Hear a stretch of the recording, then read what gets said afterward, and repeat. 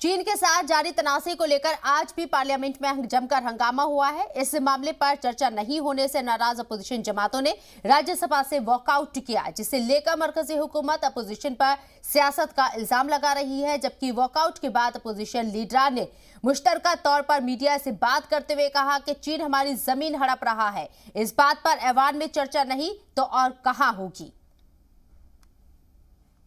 China ये बहुत बड़ा महत्व का विषय है और आज प्लीज आज वो वहां पर अतिक्रमण कर रहे हैं।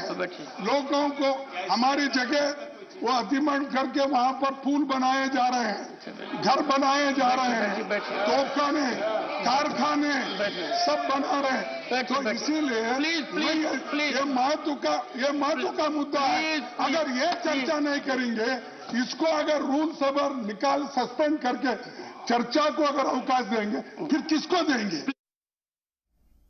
वहीं इस मामले पर मरकजी वजीर पीयूष गोयल ने कांग्रेस पर निचले सतह की सियासत करने का इल्जाम लगाया।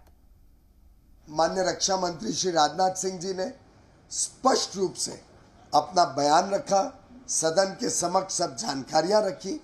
मैं समझता हूं उसके बाद ये विषय को विराम देना चाहिए था। उसके बदले कांग्रेस के वरिष्ठ नेता हमारी आर्मी को डिमोरलाइज कर रहे हैं। राहुल गांधी जी ने जिस प्रकार के ओछे बयान दिए, उससे मैं समझता हूं हमारे सैनिक बलों का, सेना का मनोबल टूटता है। और मैं समझता हूं कि कांग्रेस पार्टी ने इस प्रकार की ओछी राजनीति नहीं करनी चाहिए। पूरे देश ने एकजुट होकर हमारे आर्म फोर्सेस का हौसला भी बढ़ाना चाहिए, उनकी काम की दाद देनी चाहिए। और मैं समझता हूँ वी आर ऑल प्राउड, हम सबको गर्व है हमारे सेना के ऊपर, हमारे आर्म फोर्सेस के ऊपर।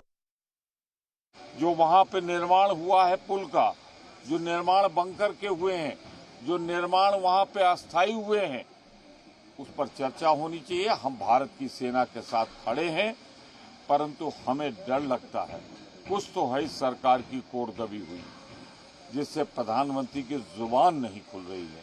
हम लाए थे, आज संपूर्ण विपक्ष लाया था, आपके सामने मौजूद है संपूर्ण लोग, पर अगर संपूर्ण विपक्ष सदन में उठाए उसके बाद भी 1 मिनट इस पर चर्चा न करे सरकार, तो समझ लेना चाहिए दाल में ही काला नहीं है, बल्कि पूरी दाल काली। हमारी हाउस एक नियमावली से चलती है।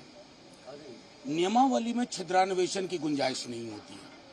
नियमावली किस लिए बनी है? जो जन सरोकार के राष्ट्रीय महत्व के मुद्दे हों, उन पर बाकी चीजों को खारिज करते हुए, मुलतवी करते हुए उस पर चर्चा हो।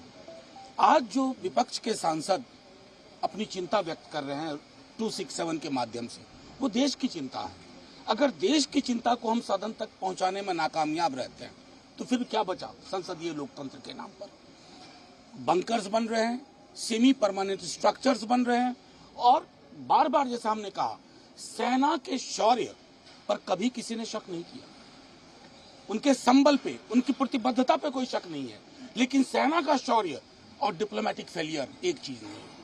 आपकी डिप्लोमेसी कंप्लीट फेलियर है, ब्रेजन डिनायल वाली डिप्लोमेसी है। कोई आया नहीं, कोई घुसा नहीं। तब जबकि रक्षा मंत्री के बयान का अगर विश्लेषण करें तो उनके अंदर भी चिंता है। तो हमारी सिर्फ हमारा आशय है समस्त विपक्ष का, साफ आइए, सामने आइए। 1962 में बार बार मैंने आप लोगों के माध्यम से कहा, युद्ध में थे लेकिन सदन ने चर्चा की थी। वो जज्बा आपको पैदा करना होगा कि राष्ट्रीय हित के मुद्दे पर नियमावली को ताक पर रखिए, और जो परंपरा रही है उसके साथ, उसके समन्वय के साथ चर्चा हो। अन्यथा आप नई बिल्डिंग बना रहे हैं, आप संसदीय लोकतंत्र को संग्रहालय में तब्दील कर रहे हैं।